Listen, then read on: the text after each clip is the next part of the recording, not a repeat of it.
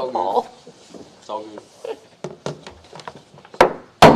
The time is now 6:02, and we will call this meeting to order.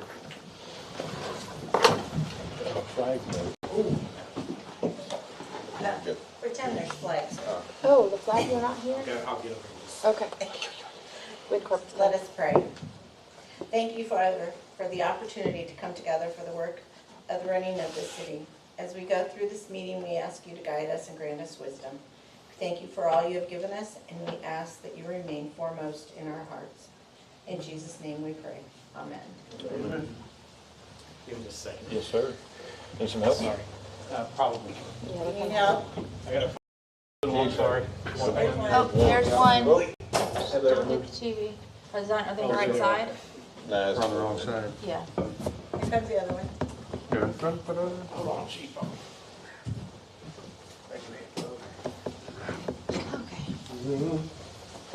You know, jousting with them?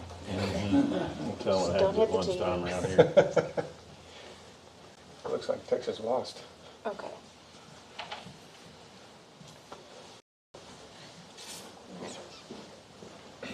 Pledge allegiance To the flag of the United States of America and to the republic for which it stands, one nation, under God, indivisible, with liberty and justice for all. On the Texas flag, I pledge allegiance to thee, Texas, one state, under God, one and indivisible.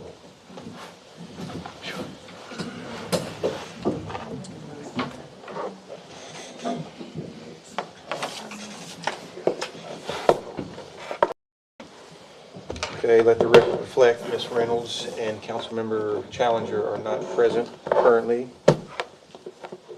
for our Board of Adjustments meeting. We might have Challenger at some point. We don't know. Do we have any public comments, Chief? Just for the viewing.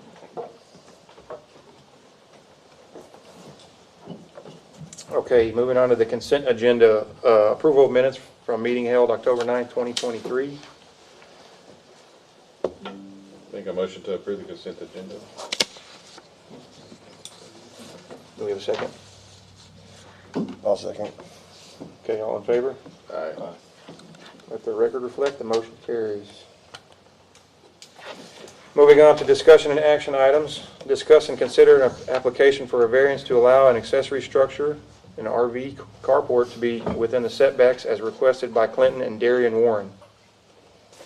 Mr. Warren, do you want to come up and just in case you have any questions? Notice was sent out to all of neighbors within 200 feet. Sorry. And I also brought two of my neighbors and they We're on have, the side of it. yeah, so. I sent it to 13 and I received a response from 3 and then, like you said, 2 are here. I'm not sure. Did I receive letters back from you? Okay. So, just if you have any questions. You have all the measurements and everything on file for it? Oh, yes, everything. Okay. They just needed the approval to get the permits going. Okay. The one thing that it kind of got me was the 7.5 foot build radius, because I'm putting it right on the line. I poured concrete for 4th lane that goes up the side of my garage, and now I'm gonna put a carport so I can put my boat underneath it. Don't blame you. Yeah, storage units are. This will be cheaper in the long run. Yes, sir. Well, does council have anything? I don't have anything against it. I just wanted to make sure in the past, is there a city ordinance about recreational vehicles in driveways and stuff like that? Or, I know, is it motorhomes and boats? I just want to make sure that that doesn't. Cliff may know better. I think it just can't be. Doesn't overlap anything. No, I It don't. does not, it's not applicable to boats or anything like that. Motorhomes, yes, but only if they are plugged in for use. Okay. So motorhomes can be there as long as one utility, being electric or water, can be plugged in, but they can't be both plugged in at the same time. They can't make it look. But Okay. other recreational vehicles, it does. Okay, I knew there was. There's some deed restrictions, but it's outside of our Right. ordinance, and it's not within, I think, any other area but local shore. Yeah, and there's nothing that prohibits a boat for sure. Yeah. RVs maybe. Yes, sir. I have the same exact structure that he wants to build at my house that he wants to. Get. Yeah, I saw the couple others, yeah. We have Make pictures sure. too, if y'all wanna see his, And I think there was a carport previously. You're replacing an old one that was there? ma'am. No? Was nothing there. Okay, I poured the concrete and stuff when I moved into the house, and now that I'm just gonna go back and put the Okay, okay. carport above. 10-4. I'll call you right back.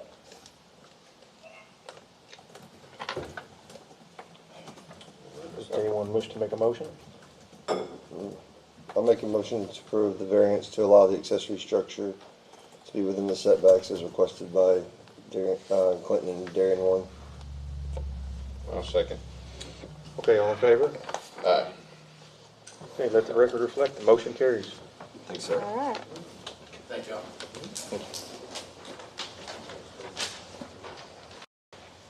You have a good evening.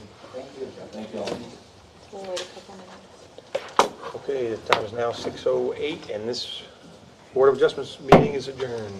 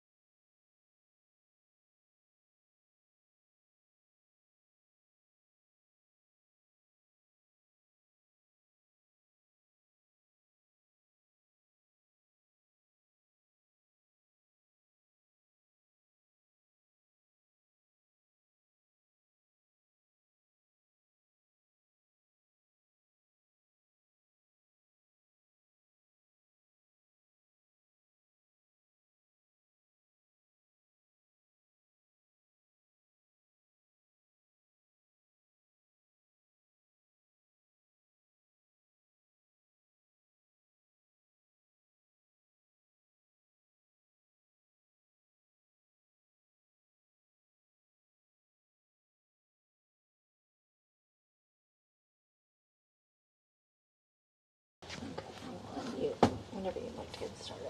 It had been 10 minutes. 6:10, Okay. you're good to go. The time is now 6:11, and we will call our Planning and Zoning Commission meeting to order. Do we have any public comments for this section, Chief? I'm sorry. Okay, we're moving on to discussion and action items. A is preliminary review and action on replat of 90A, Block 1 of replat of lots 90 and 91, Block 1 of Oakwood Shore subdivision, Section 1. So Mr. Geltemeyer's here, he's requesting a lot that was previously 2 lots replatted into 1, be again replatted back into 2. Correct. Okay. So permitting, or plan review has approved it. There is not signatures on there from the drainage district, but I won't be able to file it until they do approve it, so us approving it tonight it won't go through officially until they do. So I'm gonna pass these back off afterwards. Are you with the surveying company? No. I'm gonna contact them tomorrow to come pick it up and get them to get it to the drainage district. You're not going to develop in there? No, I'm really just a flipper. Okay. No. I feel like it'll sell better As one? 2 1-acre lots rather than as one big 2-acre lot. And it's on the bio side, right? Correct. This is just personal preference on mine. I live down the street from you, Oh, yeah. and I wasn't gonna build in there unless I had 2 lots in there, because one lot, those houses are suffocated, and I pray that we don't ever have a neighbor in between me and the guy on the end, because we have a little bit of space, buffer room, and it's very nice. Yeah, But one these are acre. your lots, How big is your lot? 1-acre lots. So it's 2.05 acres. So your lot is 2 acres, or you've got Two 2 lots? 1 acres. Okay. Most of them are. There's a few exceptions that are the pie-shaped ones. Okay. Well, I thought that I was seeing one of the houses to the side of me was on a 1-acre lot. It could be. There's several in there that just desired one. Right, I wanted a little bit of space in between there. yeah. But my son can never hit a baseball, won't hit somebody's house. Well, 1 acre's pretty big. No? It is, but once you put a house on it, you don't have any room to get around it. Bio lots, if somebody's already established next to you, it makes it almost impossible to take bulkhead material out to the front, without tearing yours and your neighbor's lots up. Well, now, we already have a bulkhead. No, I understand. Oh, I'm saying that when you get back to 1 is what I had an issue with, like some of those lots closer to the mailboxes. yes, sir. That was all. Okay. But I think it will help sell. Oh, well, it's easier to pay 100 and some odd thousand than 200,000. For sure. I think it opens my market up a little more. Yes, sir. Okay. Yeah. You guys have any comments?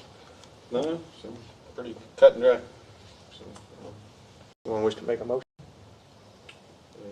motion to approve replat of lots 98 block 1 and replat lots 90, 91 block 1 of Oakwood Shores subdivision section 1. Wait a second. I'll second it. Okay, all in favor? Aye. Let the record reflect, the motion carries, sir. Good luck. Y'all are easy to deal with. Not that I'm surprised. No, it's your land. We're here to help out. Thank you. Yes, sir. Good Thank luck you. with it.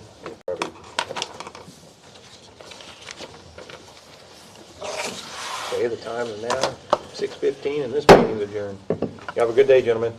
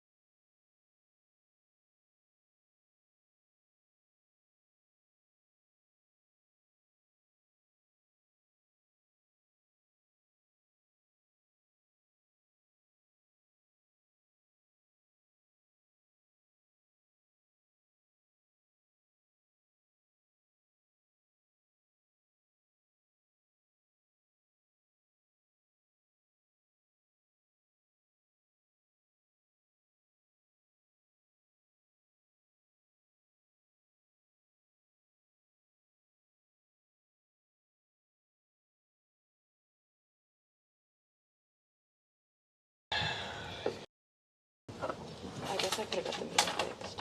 Go ahead. Time is now 6:20. Call our regular meeting to order. We have any public comments, Chief? No public has left us. Moving on to discussion and action items. Action item A, final review and action on replat of lots 90A, block 1 of replat of lots 90 and 91, block 1 of Oakwood Shore subdivision, section 1. This is what we discussed earlier. So, Make a motion to approve action item A. wait a second. Second. All in favor? Aye. Let the record reflect, the motion carries. Action item B, discussion action item B, Capital Improvements Advisory Committee presentation. So council, I just wanted to bring this before you. I think everybody's already heard the term CAC, or the Capital Improvements Advisory Committee, which is a requirement. It's an extension of planning and zoning, but it's a requirement that council acts as that because you do act as planning and zoning.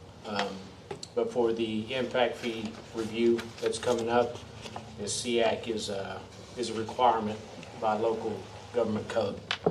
I just want to go over a couple of things, what you guys are responsible for, what you're going to be seeing in the next couple of weeks as a CAC, and what you're going to be giving strand feedback on acting that committee. So right now they're developing land use assumptions. So we have a baseline. Kirsten, do you have that? Your, Yeah, the packet? yeah. Yeah, I can get And I wanted, this was most of the reason to do this, kind of show council what happened back in 2018, what the existing land use assumptions are. Also, the population that was used, how that's relevant to this process, and also the existing capital improvements plan. So if we get down to this land use assumption, there it went, Kirsten, that map. Oh my gosh.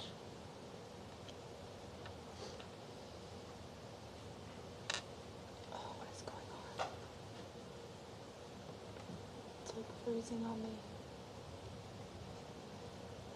Let me start over. Click, click, click. I know, it wouldn't do nothing.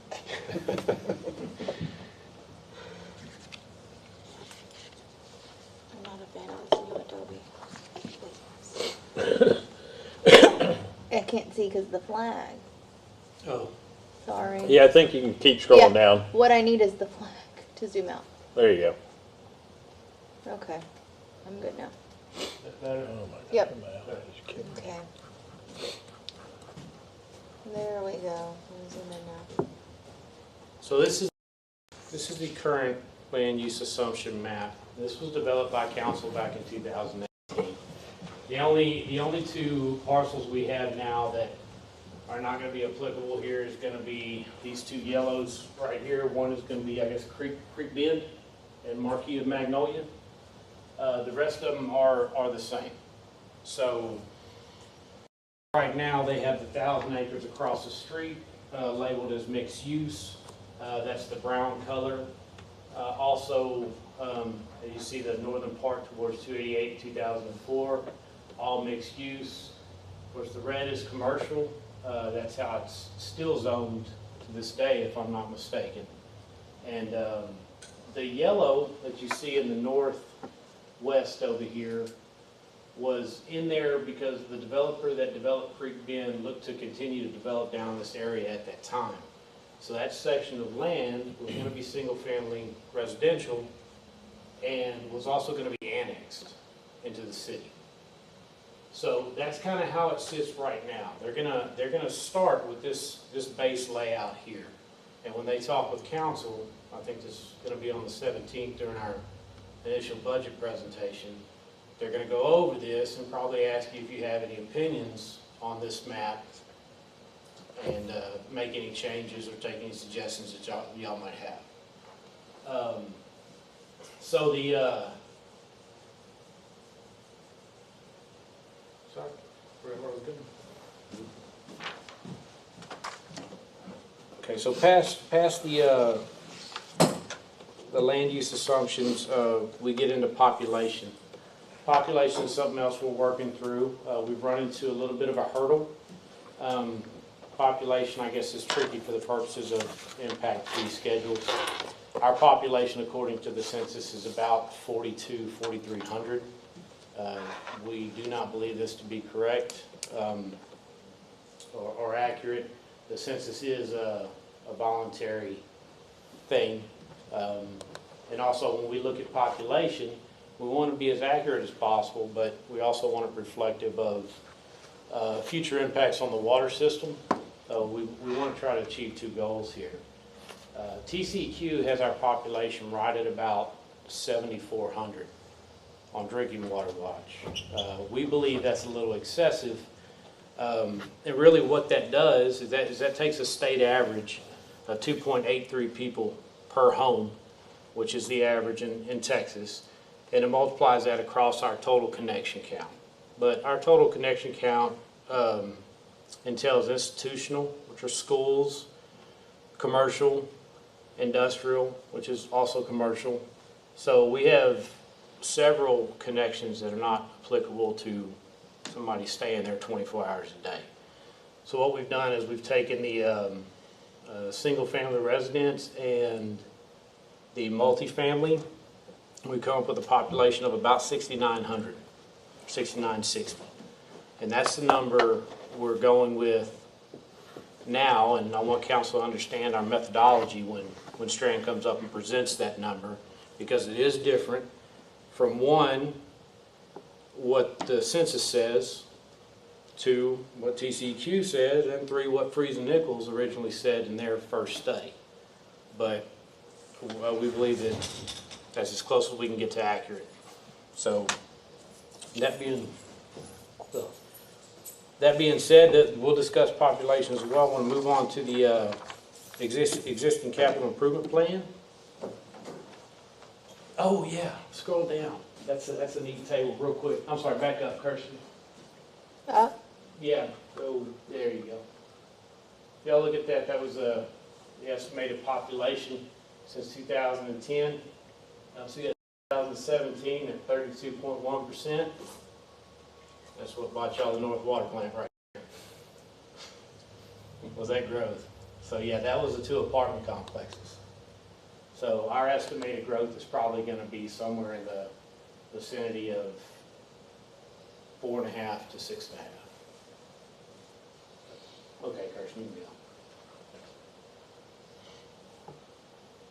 go. All right, so part of establishing the impact fee schedule is developing a comprehensive capital improvement plan. This is your current plan as it sits. Even though it's in the plan, or it was developed to be in the plan, it does not necessarily qualify to be funded by impact fee revenue. So I've highlighted those that do qualify. And generally, it's any construction project that's a result of added population. So the North Water Plant, Oakwood Shores Water Plant, of course, speaks for itself and is done. That construction of the 12-inch water line loop, council's ideology back in the day is if that were to develop across the street, they would fund half of that water line loop that would circle that 1,000 acres, and they would put the developer responsible for the other half. That's what that is. When it comes to that discussion, you guys would be responsible to say if you want to leave that there, if you want to say the developer needs to take care of all of it. That discussion is going to come to you guys. The 0.5 million gallon ground storage tank at BWA, that's replacing the existing tank that we have. They put these in the first 5 year. This is a living document. Things do move. They do move out of need. they move out of no need. You know, we might not need to do it as soon as we thought we would. But turn your attention to the next one, the elevated storage. That's probably going to be our next required expansion due to growth. When we get out to the 25-year, it's going to get a little bit vague.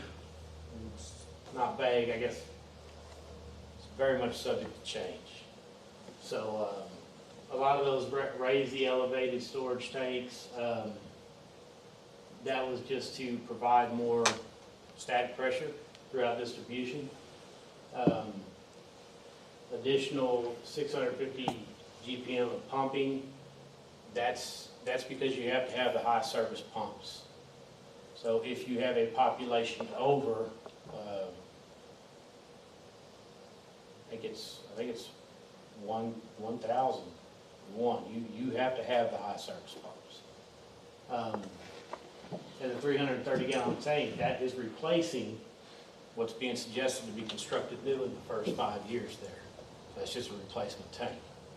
So you're gonna see this or some version of this when they come back, and we're gonna go with this and pick and choose as we can. So that's kind of overview of water. Move up, Kirsten.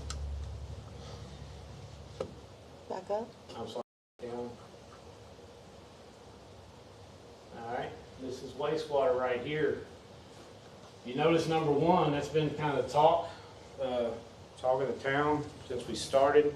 That pertains to your I&I. So freezing nickels, we knew it was a problem in 2018. Essentially what that is that's the sanitary sewer evaluation study of lift station 1 and 2 service area. The lift station 2 service area is Audubon Woods 1. It's not necessary really, but when it says lift station 1 and 2, that's because lift station 2 pumps to lift station 1. And it is grossly undersized to take that amount of flow and population. It wasn't made to handle that much. So that item number 2, that's what solves that issue right there. 1, we're looking into the I&I. 2, we're building a new lift station to take the weight off of lift station number 1, which is the undersized lift station. That covers Davidson Slater area and Audubon Woods 1. It's a big chunk of town for a small station. The evaluation study phase 2, that is just different basins. When they initially came out to do this study, they monitored several manholes, and really what they wanted to see are the rising water levels and dry times and then rain times. And that lift station 1 service area, of course, is the worst. That's why it's up top. And that's just another area, I think it's lift station 3 service area, which is going to be hollyhock, jasmine, magnolia, those areas. 4 Oaks, Quail Run, stuff like that. Same area. So,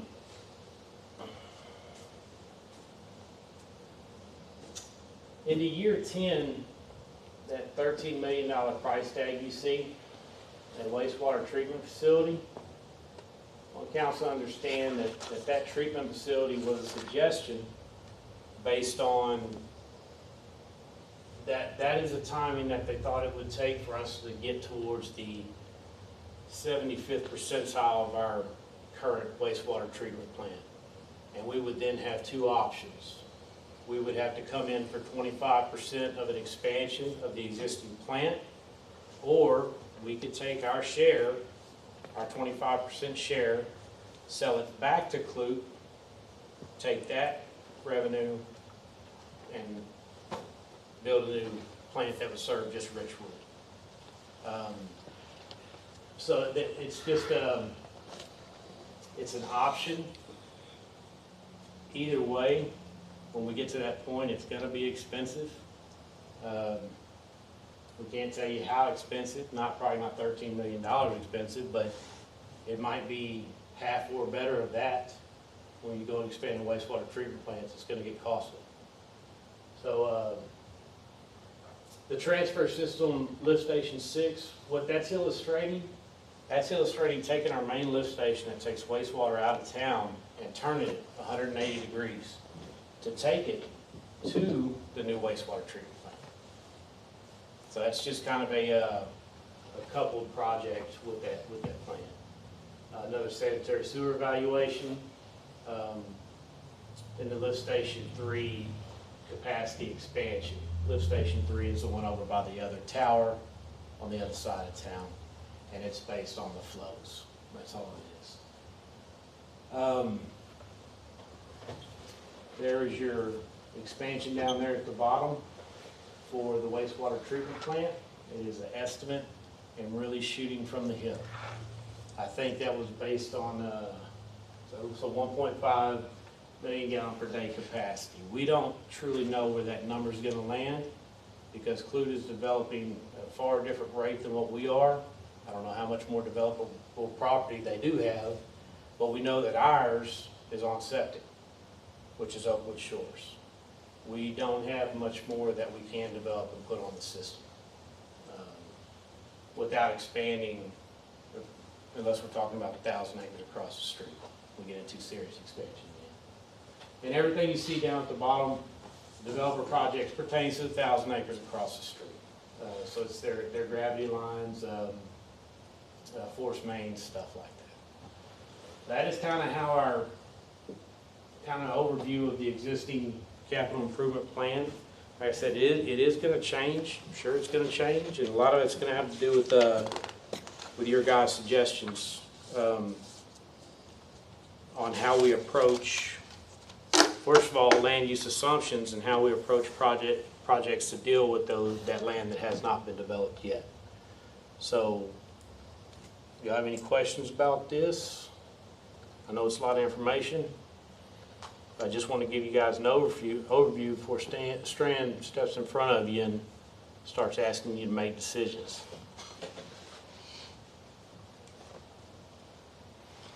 These numbers on here, this is from 2018? 2018, yeah, so back on a cool million, everything's You can figure all those numbers are gonna probably quadruple. well, I mean, Jeremy, I wouldn't say necessarily if you, at the water, the Oakwood Shores plant, they had it at $4,049,000. I think we did it for $3,930,000 or something like that. So I mean, you know, there's ways around. Sometimes it's in the design. You know, they might not be as far off as you think. Yeah. Any of this stuff pertain to the current drain lines that keep breaking? Your current wastewater lines that continually break on you? Or it's fresh water that breaks as well? Yeah, I think there's one system up there, which is going to be the lift station 1. That will be the project 2. I'm sorry, no, project 1, sanitary sewer evaluation study, lift station number 1 and number 2. And that's all that plumbing? Well, it is down to about where Lisco is located on 288B. Yeah. So south of that, you get into a different field. So you're not going to be taking guesses anymore where mains break and stuff and all that? Exactly. But Awesome. but this right here, that actually was the idea behind the I&I fund. So when we first established that was the motivator. But trying to give council numbers, we're trying to tell when we could do a project, at what interval we could do that. But we really want to get to this point and get a large overview of this area. You might not have to replace everything. You might be portions of lines. You might, Sure. you know, might be able to prolong stuff for some things for another 10, 15 years. I doubt it, but it's possible. You know, so a lot of that's pretty old. But So we should see within the next our 5-year plan, I mean, because obviously there's some stuff that's got to be done soon. yeah, and what we're trying to do now, because we don't truly have the $136,000, and if we did, we'd break ourselves. We'd have no more money. Yeah. We're going to be looking at a sectional line. And we hand that to Strand, and we're going to show council, give a comprehensive overview of what it's going to take to actually replace 1,000 feet, 1,500 feet. The average length of one of these streets within the David Slaterson area, because that is the lift station 1 service area. So we're trying to give you a realistic view of what that's going to cost. And then we can start talking numbers, because the funding, it's no mystery that the cost of everything has gone up, but my funding sure hasn't. So, you know, we're accomplishing that goal at a slower How much rate. is gonna change based on what TCEQ is gonna, because I've heard that they're supposed to have stricter regulations come down as far as some of these water lines and stuff. So, Well, water, yeah, but we're talking wastewater here. A lot of times when it comes to collections, TCQ, as long as you're keeping it in the pipes, you're okay.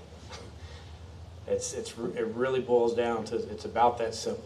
You keep it in the lines where it's not touching the population physically. Getting out, kids getting into it, you're okay. You know, we want to fix these issues, like these broken lines that we've seen, or I&I issues, as fast as we can, because that increases our flows to the wastewater treatment plant. And overall, it ups our annual flows. So we want to keep that in check as much as possible. You guys have any other questions about this? Okay, that's all I got on that.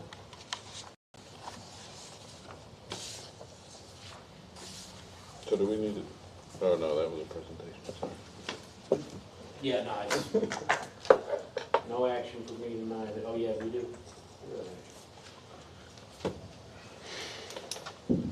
Okay, that's all for that one, Cliff?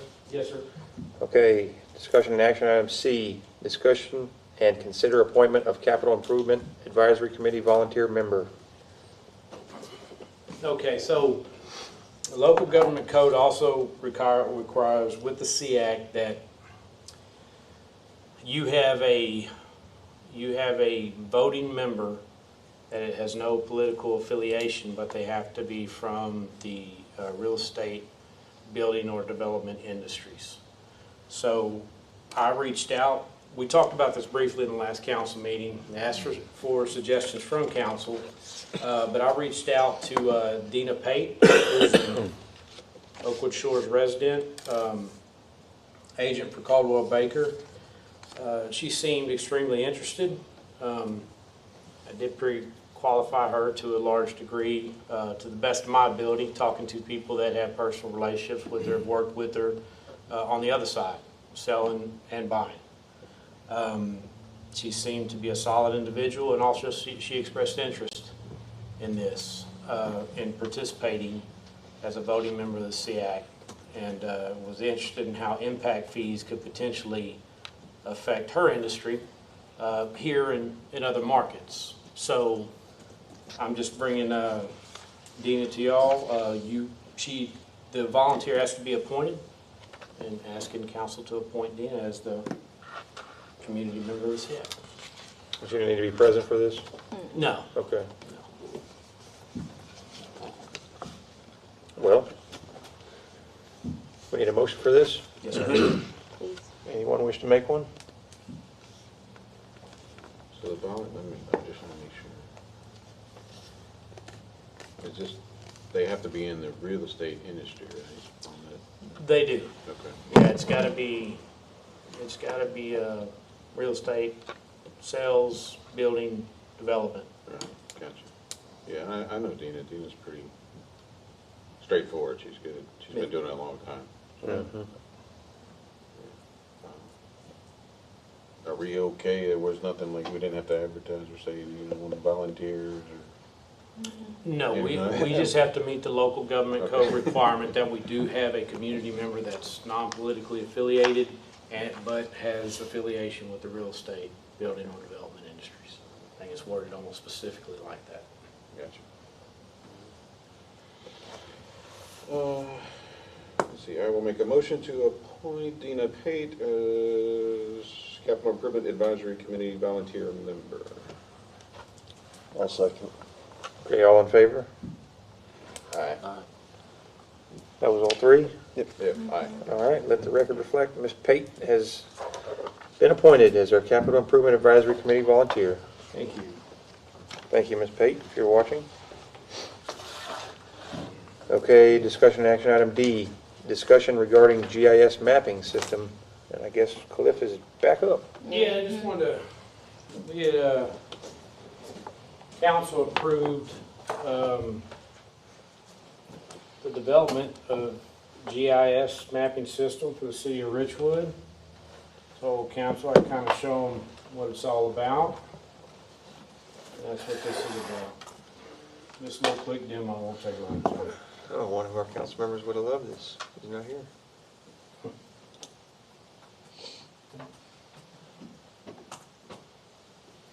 Alright. So we had enough money to cover a few different things. We were able to get water, wastewater, and stormwater on here because of the work that Strand had previously done with us, the knowledge that they have, shape files that they have. It was, for the most part, not inexpensive, but I think we got good bang for our buck. That's what I'm trying to say. So if you look at this, of course you have your constant city limits and water system.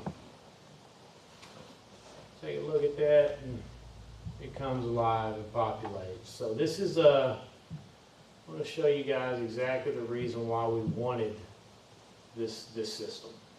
So when I instructed Strand, I asked them for baseline maps, not to add anything that we don't already have on the analog or the paper maps right now. I wanted to build it, and I had a lot of stuff to insert into these maps. So I had the administrator log in, can change all this, and when we look here, as of just a couple of days ago, the North Water Plant wasn't there, so we were able to provide layouts. We have different icons for different implements within the water system, storage tank, height, width, volume. When it was put into service, we've got so many options within this to make anything that you edit on this map as detailed as possible, to latitude and longitude. There are several different, within the water, there's several different types of icons: the pump icon, hydrant icon, well icon. Of course, these are distribution mains. Also working with it, we've been able to provide and show the current tie-in spots, Oakwood Shores, that weren't there 2 years ago, such as that. Cul-de-sacs meeting, that's Bayou View Court. Redfish Trail, that ties in, Oakwood Shores Drive, things like that. Also, when developing this map, I asked Strand for one thing I really wanted. It's this little red star looking thing right here. And what this is noting a repair. So remember when we lost pressure, all that kind of good stuff. Sustained damage to the hydrant T, replaced roughly 15 feet of 6-inch line, and relocated the hydrant roughly 60 feet to the west.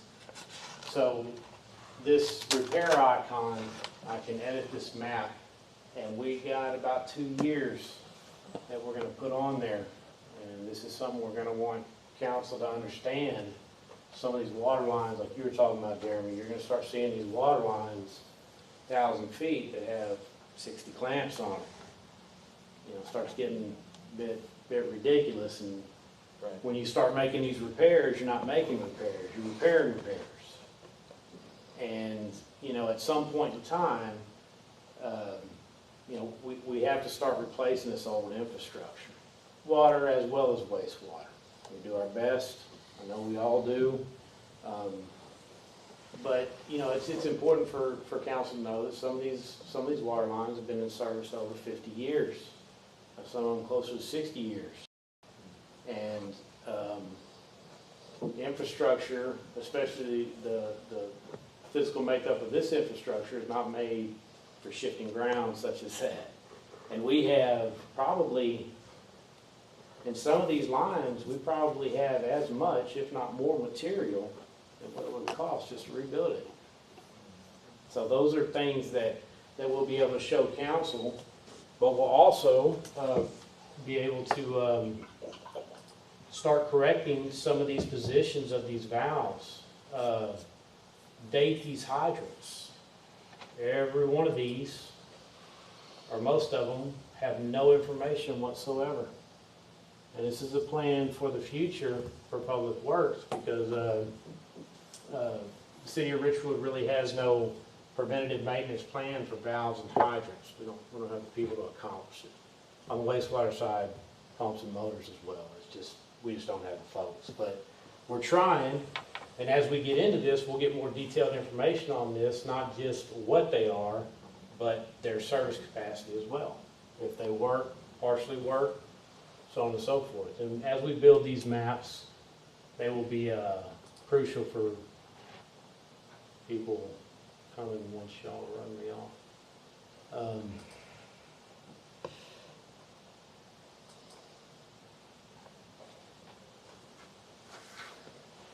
So your wastewater is going to be set up the same.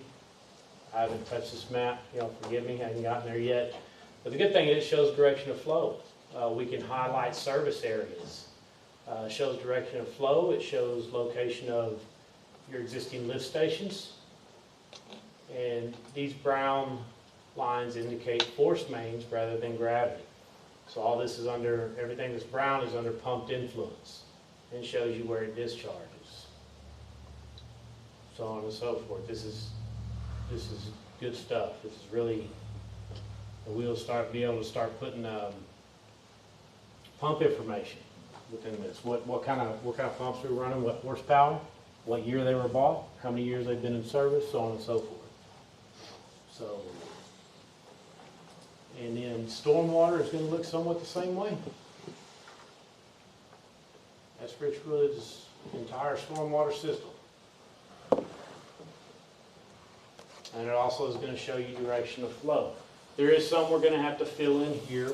We got several basins that are missing, especially retention.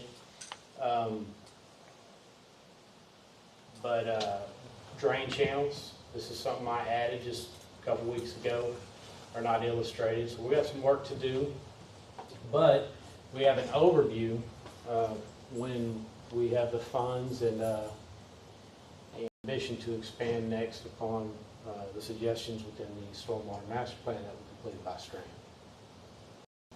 I guess the only other features here, they did include floodplain,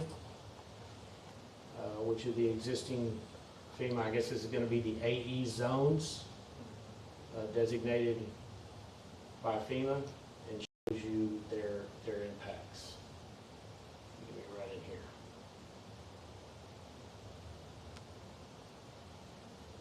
So for Harvey, none of that was there. Thank you, Harvey. So yeah, that's kind of the overview of the GIS. It's going to be a good tool. Council made a good decision, and take the opportunity to remind council when we come up and ask you for something. It's not just for goodies. We really need it, and we need it to be able to provide important information not only for ourselves but for council as well. Sure. So the requests we make are based on need, and we try to make sure they always are. Do you have any questions on that? But we have access to that, right? I don't have the viewer set up yet.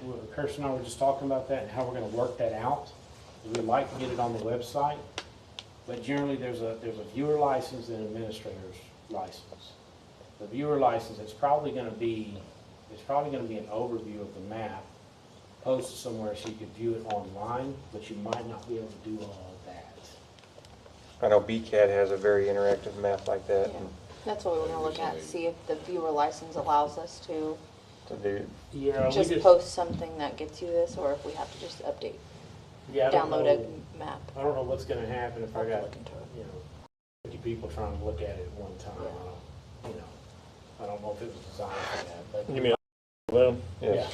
yeah. We need some more chairs. But we might be able to at least do an overview on the website and be able to give everybody a general layout and what the icons mean, the legend, so on and so forth. Once we get it finished out, we'll get it up. Yeah, or well, it'll be years.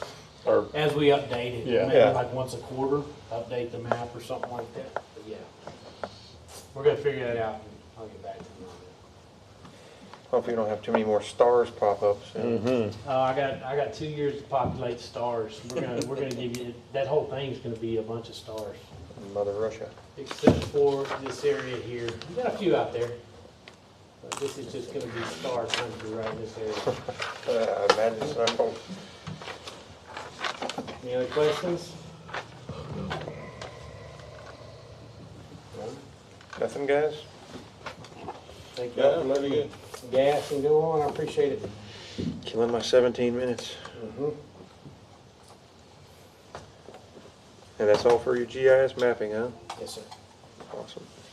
Thanks for sharing that with us. Yes, sir.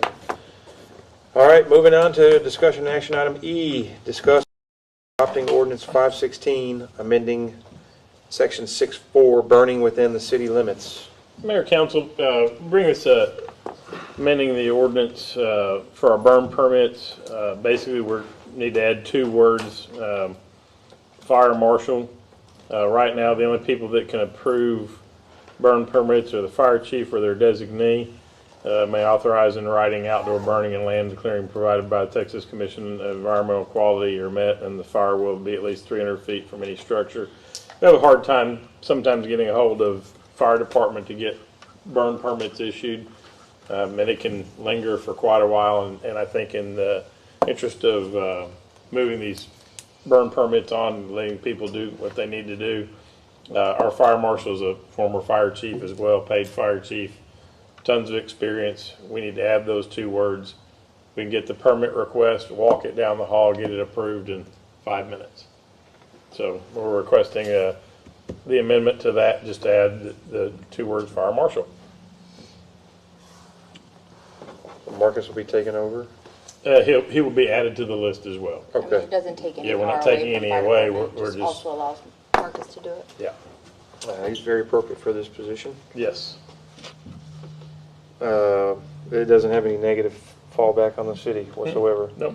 Okay. Well, does anyone wish to make a motion? Make a motion to adopt ordinance 516, amending section 6-4, burning within the city limits to add fire marshal to the wording of the ordinance. Do we have a second? I'll second. Okay, all in favor? Aye. Okay, let the record reflect, the motion carries. So far over there, I can't hear you. I hear. Signal it in. I'll text you. Okay. Discussion and action item F. Discuss and consider requalification for CDBG, HOME, and ESG grant programs. Mayor, Council, this is basically it's administrative, but we'll need your signature on this. It allows us to participate in the CDBG block grant program through Brazoria County Community Development. Basically, we use this money for pipe bursting, sewer line replacement, small projects such as that. It is not our grant, it is Brazoria County's. We partner with them on these, and we've done it for many years now. It's been fruitful for us. We just need approval from council to participate for another few years with them. It's a no cost for us right now. So Cliff won't need any more money for pipes? They'll need a ton. I'm not gonna lie. The CDBG does allocate funds, of course, every 3 years to the city. It serves moderate income areas. So it does provide funding. Yeah, we try to use the funding and stay within that allocation. But you guys know infrastructure improvements is tough. We do our best. But yeah, this is just a formality saying that we wish to continue participation and keep getting some money.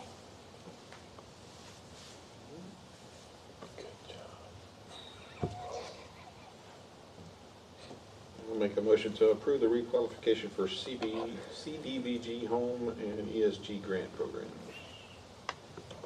And do we have a second? I'll second. Thank you, sir. Okay, all in favor? Aye. Okay, let the record reflect. The motion carries. Okay, last but not least, discussion action item G, discussion and possible action regarding maintenance of TX dot medians of right-of-way. Oh, Mayor very hot Council, topic. yeah, Mayor Council, this is basically come about from several complaints about the medians and right-of-ways, and discuss this with the mayor and share it with council. We are on a rotational mowing basis for TxDOT to take care of our right-of-ways and medians. This is 3 or 4 times a year that these are taken care of. This is maintenance mowing. This is not for decorative purposes or to have your medians look like a lawn or anything else. Some of the cities that were referred to are paying in excess of $250,000, $300,000 a year to finish mow and mow at a much more frequent basis. I've got several quotes to handle this as well. So for 32 mowings a year, or I'm sorry, 21 mowings a year, which is what some other cities around us are doing, for our area is $144,000 to do 4 maintenance mows in addition to what TxDOT is already doing, $55,372. Or Cliff and his guys can do it on an overtime basis of roughly $2,100 to $2,500 for one time. But keep in mind that is a brush mower that is doing this. So in the conversations I've had right now, as Cliff alluded to earlier, we don't have staff. We can barely keep up with what we've got. Adding mowing on top of that would be an overtime duty done after hours or done on weekends. $2,500 just is the manpower and fuel. It doesn't include breakdowns. It doesn't include trash pickup. It is just running the mower. $100-some thousand, we can hire a whole person to do it year round. Yeah. That said, and I expressed this to the mayor. My personal opinion is that you see them out on 288 right now. They're working their way back down to us. The first cut is always late, and it's late because of wildflower season. They don't cut during wildflower season, at least according to TxDOT. They just came out of that, and they're starting the cuts. Once the first cut is done, it's a little more manageable after that. And I believe they'll be cutting here in the next week or two. Like I said, they're working their way down to us. Yellowstone is the company that actually does that in our region. They know what the TxDOT requirements are as far as how far up the right-of-way they go, the median cutting, trash removal, and all that stuff. But those are per contract basis. So some of these cities aren't doing trash removal, and you can see that because when they mow, It's everywhere. it looks like snow. Yeah. And so it's here or there. But I did want to bring this to council just for a general discussion. Cliff has mowed back 50, 100 feet from the intersections to maintain visibility. We have previously, we haven't Yeah. this round, but that was a topic of conversation. In the interest of public health and safety, I think that's a much more a plausible solution. That if we want to do something with the medians, then we look at it from a perspective of public health and safety. If we have low-lying cars at these intersections that have a problem seeing over 3.5 foot tall grass, yeah, something probably needs to be done, and we should act. But if we're getting into situations of mowing for aesthetic purposes, and not against, it's council's decision, just want council to understand that's going to require a lot of money. And if it's something in between, I just wanted to make the point to council to always think about that first. This is an initiative with a source of funding. So we would be filling in and supplementing that with taxpayer money. It's almost like going to private property and doing the same thing. It's essentially taking taxpayers' money and throwing it to something that the state's responsible for doing. Now, like Jackson does it, a couple other cities do it. Lake Jackson also gets $4 million a year from the industrial districts. They have some additional monies for things like this. So I wouldn't be against it, but I would advise that if council really wants something like this to be done, to do it through a service. If we were to take it over from TxDOT, we would be allotted the money that is paid to a contractor to do so, but their stipulations for getting it done are pretty steep. It's not just mowing.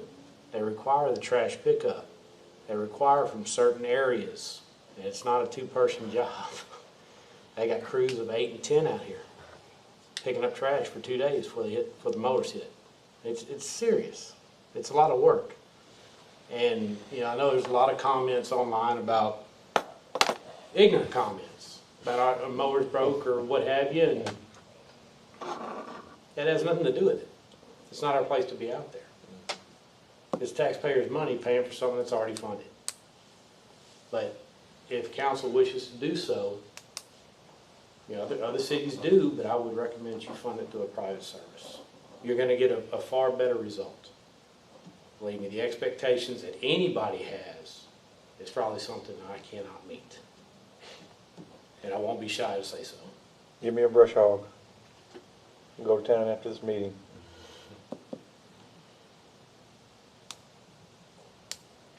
No, I mean, I agree with you, Cliff. I just,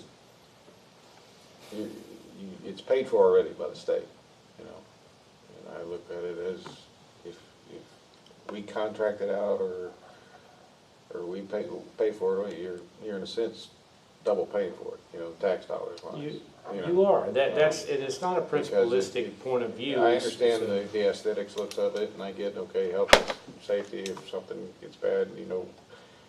I don't know, what do we have as far as, when it gets so tall that that we call and they can come do it? I don't, I imagine we you have just get on the list. we have a 90 horsepower tractor and a 15-foot pathway. Yeah. And we can cut down sections like that and be fairly efficient about it. Right. You know, but again, when we're talking about public health and safety, that's a whole nother thing than aesthetics.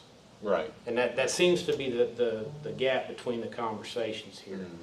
You know, are we doing it for this reason or this then you reason? gotta- And yeah, I understand both, but No, I do too, and I think then you have to define, okay, well, at what point does it become, that was my next point. you know, the health and safety issue? And what are the standards when it comes to aesthetics? What do you want to see? Because I just want to cut. At some point That's last not year, gonna work. that median out in 288 got really high and people were unable to see to pull out. And I think we contacted TxDOT and they came pretty quick when we told them the danger that was there. Yeah. So I do think, And we have done it in the past. We have right, done it. and we may have ended up doing it also. The problem is, even with the number that you quoted though, that doesn't include maintenance, repair, maintaining that big mower deck and tractor. You're gonna add all that on, 'cause all the wear and tear on it. Yeah, it And- also doesn't include the sports car jumping Yeah, the 15-foot bat wing and going through the, I mean, it's, but then also, I mean, It's even if not you do plausible, contract but- somebody, I don't know if you're aware that one of the Yellowstone tractors was hit today on the overpass on Yeah, 288. yeah. So then you have a liability issue. And, you know, I talked with the mayor and, you know, talking about getting civilians out there if they want to do it or whatever, but then you assume that liability of God only knows what's in those bar ditches. You've got chunks of concrete, you got valves. I gave them a valve we found, a metal valve. We've helped pick up trash on there before. Yeah. There's all kinds of stuff in there. You know, either, in my opinion, you either go all in on this or you leave it as is. There's no, because any patch is gonna provide problems. Because if we go out there and cut it, and then the rotational mowers come around for TxDOT contract, and it's X tall, they're leaving. They're not gonna cut it again. So then we've wasted that money, and we're not gonna get another cut out of that until the next time comes around. Well, then, by the next time comes around, everybody's gonna want it cut again, so we're gonna go out there and cut it again. And then that vicious cycle starts all over. unless you negotiate with TxDOT to receive those funds. those funds and commit to the process that they require of their contractors. I say either So when you way. say receive those funds, in other words, if we hired a contractor and we pay it out of the city money, right? But TxDOT, you can get reimbursed from You can get Texas? reimbursed for what the section that they do. I believe they pay $28 an acre. Yeah. And I it's think our not total much. acreage And is so about it's not gonna 30 cover the acres. cost of No. it. It's a fraction. And it's just, I think mostly, it's just, if something like this were to be engaged, and I think clear definitions are required, but also want council to understand that nothing's a problem until it's a problem. Yeah. You know, until somebody gets injured or run over out on the center median, until we have to deal with those liabilities. You know, the maintenance issues such as that, the trash pickup, you know, if it were left under us. So I would agree, if something wants to be done, I think you know, council should consider a service. Well, that's just my concern too. I mean, if we contract somebody out, get a lot of rain, they can't cut, it gets tall, then it causes an accident. And theoretically, we're held liable because we didn't cut it, you know? Yeah, I mean, it's, There's definitely a lot of hypotheticals you can get into. yeah. Well, it's Yeah, not just that, like you said, like Lake Jackson and all them other cities around us pay for it. Like I drove down 2004 today, and you can tell where Lake Jackson just had it cut. But like the nice areas that y'all maintain and the intersections and all that, none of that was cut. You can tell where they can't get that tractor through, they just didn't cut it. Yeah. And then there's also the side ditches, they don't touch any of that stuff. I mean, you're never gonna make everybody happy on that. Someone's gonna be like, well, why didn't you cut the ditches too? Then you're gonna have to pay off more money for that.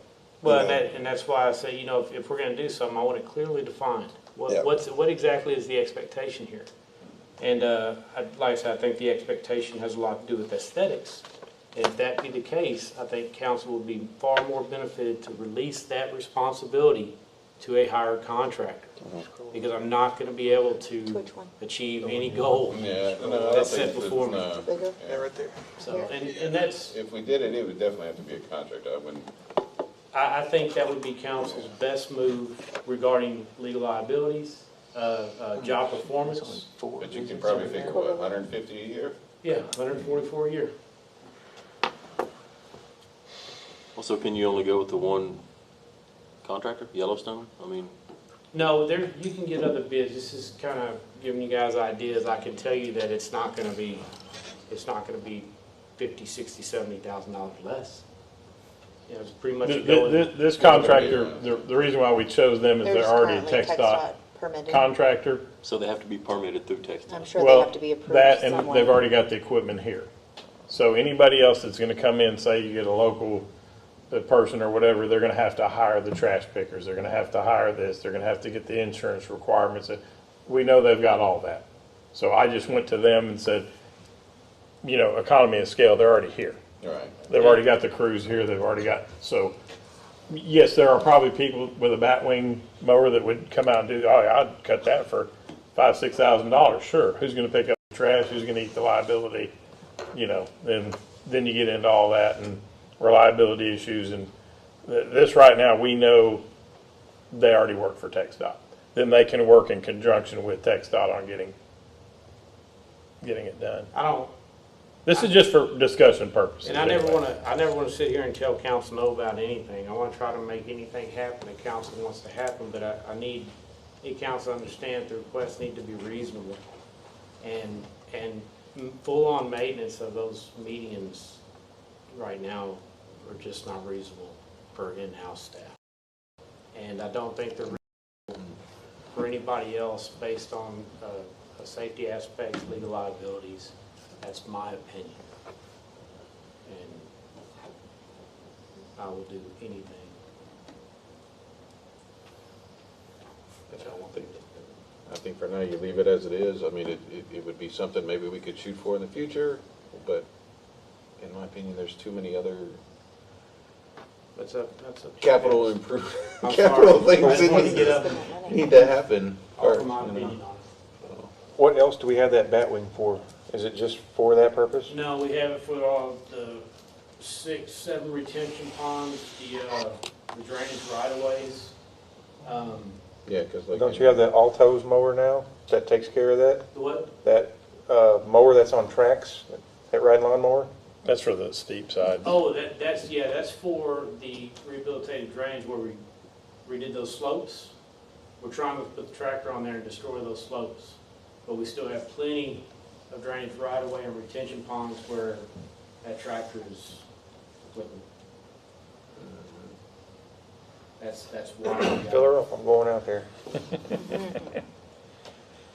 Well, not to let the cat out of the bag, but just, for instance, one of the things we're asking for in the upcoming budget is going to be an additional person for Public Works to, again, much like the water, just to keep up, not to get ahead.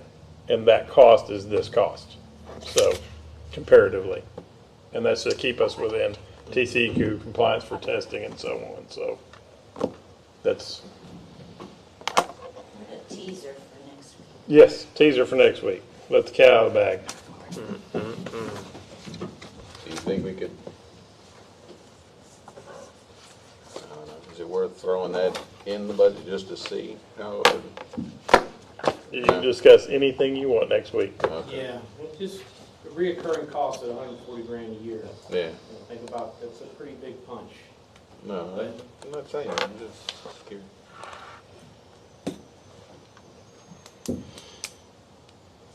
Okay, I'll make a phone call and see if we got some more people that can give us a bid that do this scale size stuff.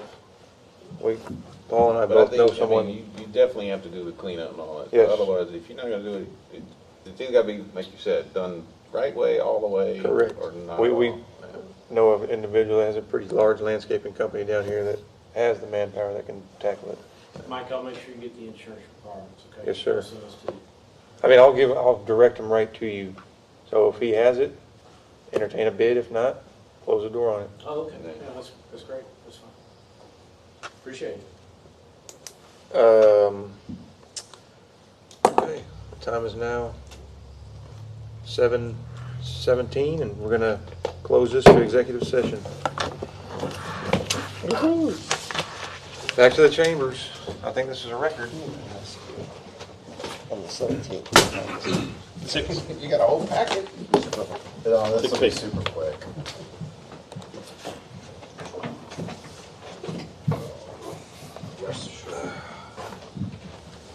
I do think it's worth. Here, if it comes up, I'm still waiting on those estimates. Visit. So I haven't got those estimates. He's got the manpower to do that. Pertains to any of those. Oh, on the, yeah. Still waiting for any. Quickly. Yeah.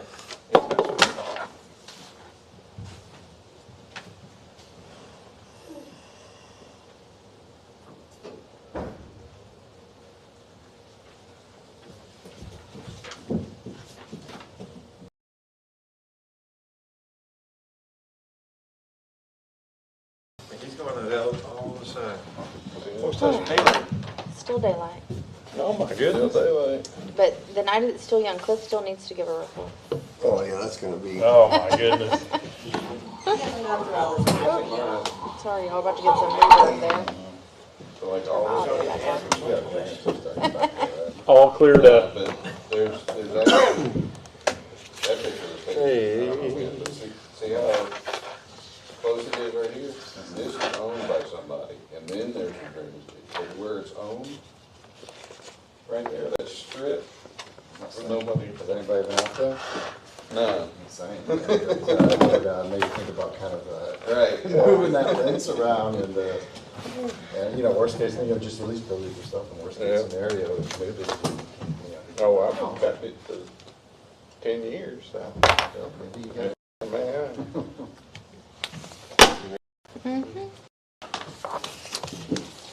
All right, the time is now 7:50, and we will bring this meeting back to order. Per our executive session, there will be no actions taken at this time.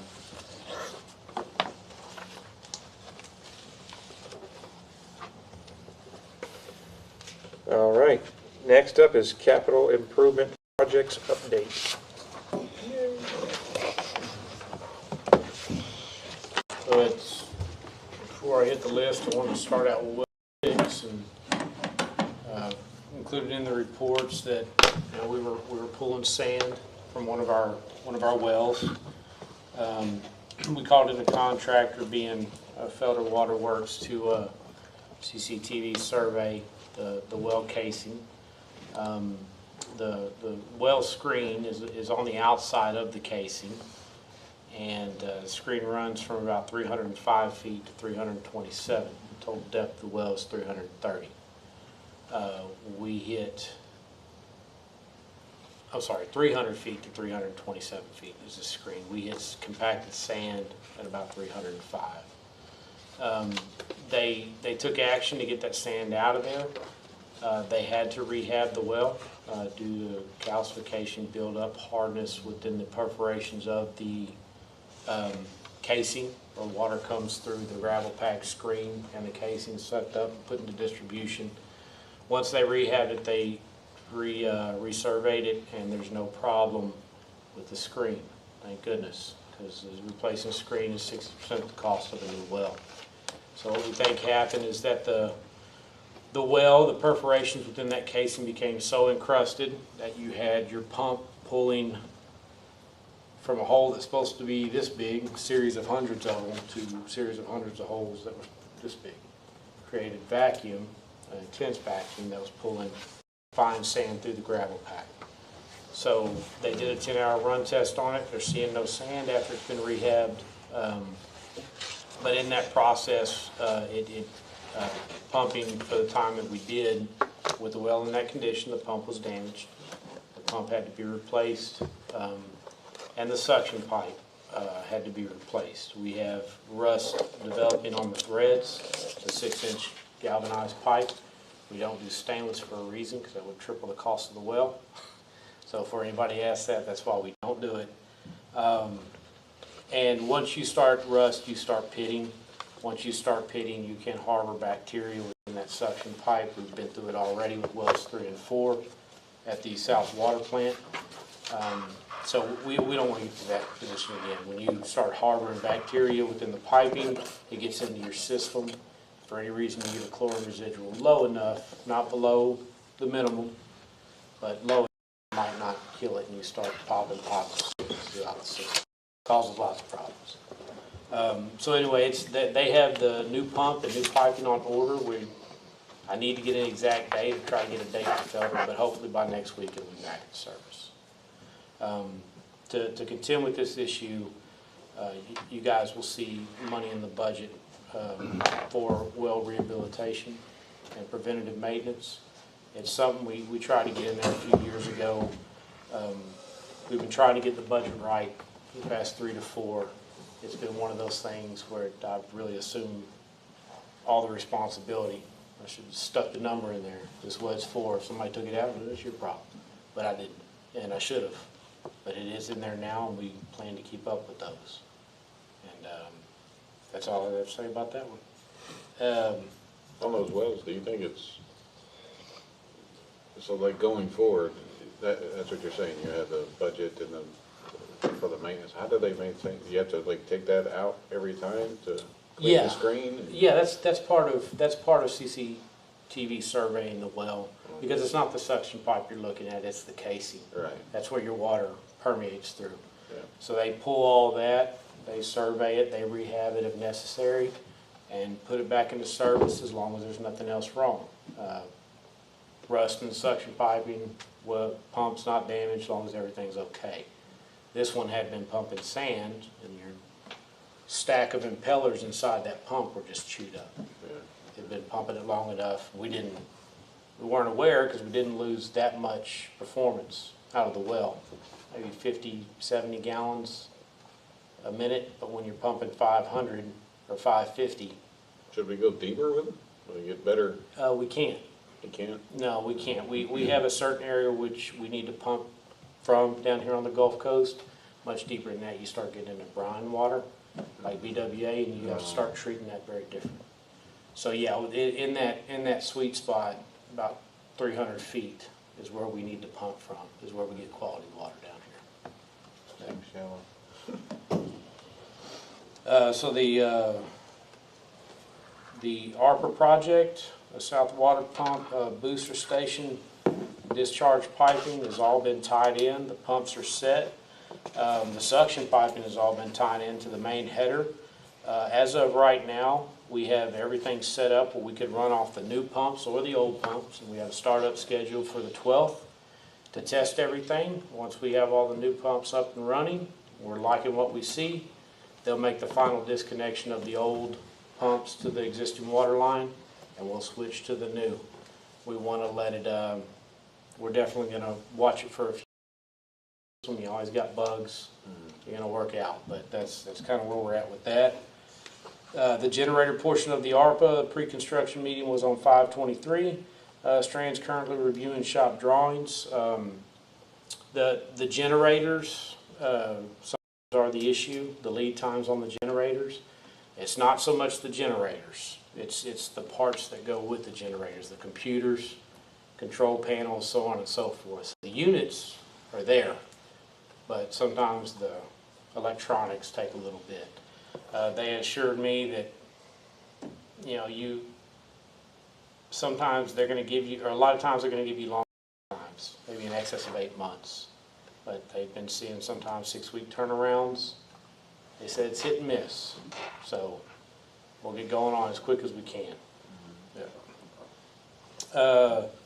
Mid-Mod project, which is a pavement and drainage project over in Glenwood Bayou. Public management had to move forward with a wetland delineation. They see wetlands or designated wetlands close to the project area, and GLO kind of froze up on that. So they're just having to delineate areas that are and are not. And a lot of confusion seems to be around an existing drain, which is a ditch. We provided them all the evidence we can, pictures, locations, coordinates, but they're still having to go through this process. Once we get through this process, yeah, and show GLO that there is not truly a wetland within the project area, we should be good to go. We're anticipating, I think, the end of July. It could be a little bit later. It could be off into August for ready to start putting it out for bid. Of course, the impact fees. Strand is going to be down here on the 12th for the startup. So they're going to be bringing a first draft of the land use assumptions. And this is what staff is going to kind of go over based on what council had said before and give our input. And then in the following Mondays, Strand will be before you guys laying that same draft out. You know, we'll be providing your input and they'll make any changes as needed. And as of that, I think that's it. You don't have a final date on your other baby over there? I don't have a final date yet. I did reach back out to TCEQ though. Yeah, it's just, we're just waiting on the samplers. That's what he said, but it's a good point. The downtime was kind of a blessing. We started pulling elevated amount of free chlorine from that raw water, amount large enough to where we had to start developing chloramines. We couldn't just treat with chlorine gas. When you get enough free chlorine, you're counteracting your chlorine dose. A chloramine heavily resides on a 5-to-1 ratio, chlorine to ammonia, and our ammonia was substantial enough to where we had to establish that ratio. It took us a couple weeks to figure it out. We think we got it figured out, but we need to run it. And even if they would have came down and sampled everything, we couldn't run it anyway till we got that issue worked out. But now we're trying to figure out how to get the chlorine residual up and keep it up, since we run it 3 days a week, and that's a little bit of a challenge.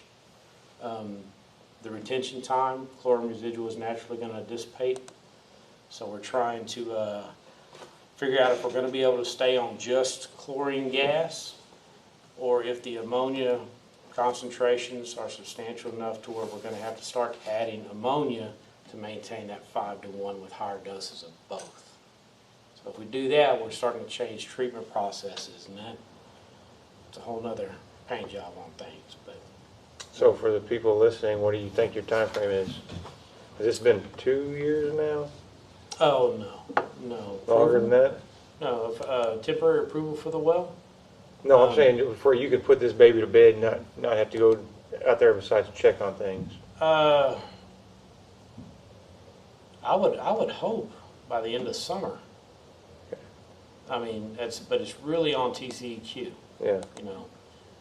We're, from our end, we're hoping that we don't have to get into different disinfection processes, because that's really gonna, it's really gonna stump us. If you do it in one spot, you need to do it in all spots. If we change our disinfection process, it's gonna be costly. So there's a way around it, we'll do it. But as of now, if free ammonia stays prominent at that well site, and for us to build the chlorine residual as high as we need it, we might have to add ammonia. So it complicates things. Well, you get this thing put behind you, you can worry about mowing. Indeed, can't wait. All right. That's all? Yes, sir. Thank you very much. Next, we have city manager's report. Mayor, Council, pretty much reiteration from Friday. The only thing I've added is today the new light poles went up on 2004. They look really great. They don't have the lights in them yet, and the stanchions are out, but the poles are up, and hopefully by the end of the week, everything will be up and running out there, so we shall see. That's it. That's all I've got. Yeah, it's crazy how they tore all that up. They're gonna come back and redo all that, huh? All The this. sod. Oh, they're gonna add landscaping there. Oh, okay. K or B or text dot? Text off. Okay. All right.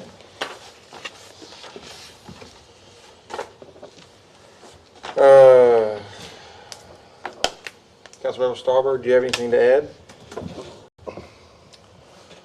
No, I do not. Okay. Councilmember Gearson, do you have anything to add? No, sir. Okay. And Councilmember Fountain, do you have? No, I didn't have any, nothing in part that I can think of. I will give a shout out, I will say thanks to KRB, I saw they started on that Audubon Wood one sign, so they were working on it, so glad to see that. What'd you say? I said if you miss out today, you'll always have Monday. Yeah.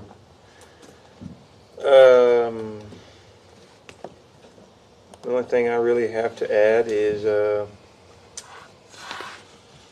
hopefully everybody stays hydrated, especially in your guys' crew, because it's getting hot outside. And keep an eye on that weather, because Mayor Boykins gave us a smidgen of an update about what's going on out there. And nothing right now, but something could happen.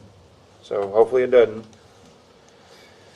He needs to take over, Frank's leaving. I know. He should Yes, apply. yes.